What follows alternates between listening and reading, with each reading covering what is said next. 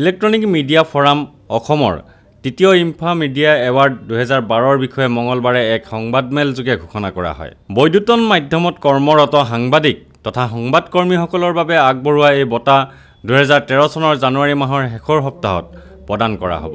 এই বঁটা প্ৰদান অনুষ্ঠানত ৰাষ্ট্ৰীয় পৰ্যায়ৰ এগৰাকী প্ৰখ্যাত সাংবাদিকক সন্মানিত কৰা হ'ব। গুৱাহাটী প্ৰেছ ক্লাবত আয়োজিত এক সংবাদমেলত এই কথা সদৰি কৰে মিডিয়া ফৰামৰ বিষয়ববীয়াই।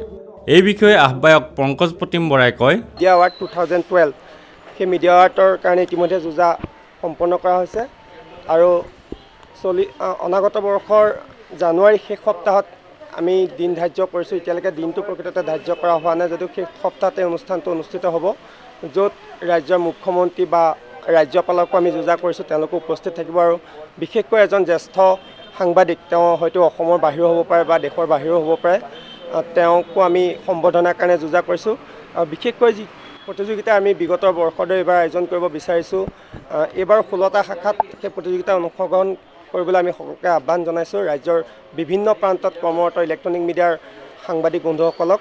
আৰু 16টা বঁটাৰ বাবে এই ক্ষেত্ৰত আমি এইবাৰ যোৱাবাৰতকৈ এটা বিশেষ ব্যৱস্থা কৰা হৈছে যে যোৱাবাৰ ইলেক্ট্ৰনিক মিডিয়াৰ যিসকল ফটো সাংবাদিক আছিল বা কেমেৰা পাৰ্চন আছিল, তেওঁলোকৰ কাৰণে সুকীয়াকৈ ব্যৱস্থা কৰা হোৱা নাছিল, কিন্তু এইবাৰ প্ৰতিটো ষ্টৰীৰ লগতে আমি আহ্বান জনাইছোঁ, তেওঁলোকেও যিহেতু তেওঁলোকৰ নাম দিয়াটো জৰুৰী আৰু 10,000কৈ প্ৰাইজ মানি কেমেৰা পাৰ্চনেই হওক বা ৰিপৰ্টাৰ তেওঁলোকলৈ থাকিব প্ৰতিটো সুকীয়া শাখাত, আৰু যিকেইটা শাখাত এনেধৰণে দিয়াটো সম্ভৱপৰ হ'ব পাৰে।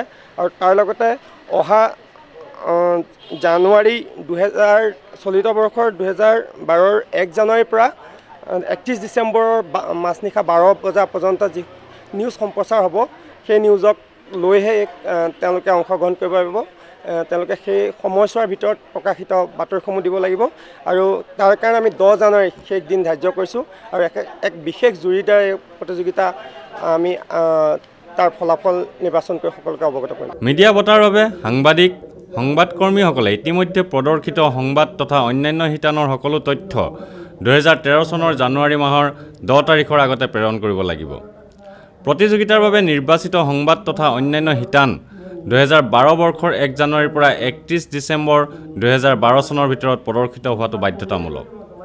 সকলো প্ৰতিযোগীয়ে এই তথ্যবোৰ ইনফাৰ কাৰ্যালয় প্ৰযত্নে গুৱাহাটী প্ৰেছ ক্লাব, আমবাৰী, গুৱাহাটী, অসম ঠিকনাত 10 জানুৱাৰীৰ আগতে প্ৰেৰণ কৰিব লাগিব। নিৰ্বাচিত প্ৰতিযোগীসকলক একোটা স্মাৰক মানপত্ৰৰ লগতে 10,000 টকাৰে পুৰস্কৃত কৰা হ'ব। উল্লেখযোগ্য যে সাংবাদিক আৰু কেমেৰা পাৰ্চন দুয়োজনকে সমমৰ্যাদাৰে পুৰস্কৃত কৰা হ'ব। বঁটা প্ৰদান কৰিব লগা বিভিন্ন শিতানবোৰ হ'ল শ্ৰেষ্ঠ নেপথ্য কণ্ঠ পুৰুষ, শ্ৰেষ্ঠ নেপথ্য কণ্ঠ মহিলা, শ্ৰেষ্ঠ সম্পাদনা দল, শ্ৰেষ্ঠ গ্ৰাফিক দল, শ্ৰেষ্ঠ কাৰ্যসূচী প্ৰগ্ৰেম, শ্ৰেষ্ঠ কাৰ্যসূচী মহিলা বিষয়ক, শ্ৰেষ্ঠ ঘোষক পুৰুষ, শ্ৰেষ্ঠ ঘোষিকা মহিলা, শ্ৰেষ্ঠ ক্ৰীড়া সংবাদ, শ্ৰেষ্ঠ মানৱীয় বিষয়ক সংবাদ, শ্ৰেষ্ঠ উন্নয়নমূলক সংবাদ, শ্ৰেষ্ঠ অৰ্থনৈতিক বিষয়ক সংবাদ, শ্ৰেষ্ঠ পৰিৱেশ বিষয়ক সংবাদ, শ্ৰেষ্ঠ অনুসন্ধান বিষয়ক সংবাদ, শ্ৰেষ্ঠ উগ্ৰবাদ বিষয়ক সংবাদ আৰু বছৰটো শ্ৰেষ্ঠ সংবাদ। সেন্টিনেল নিউজৰ হৈ সুশান্ত দাস, গুৱাহাটী।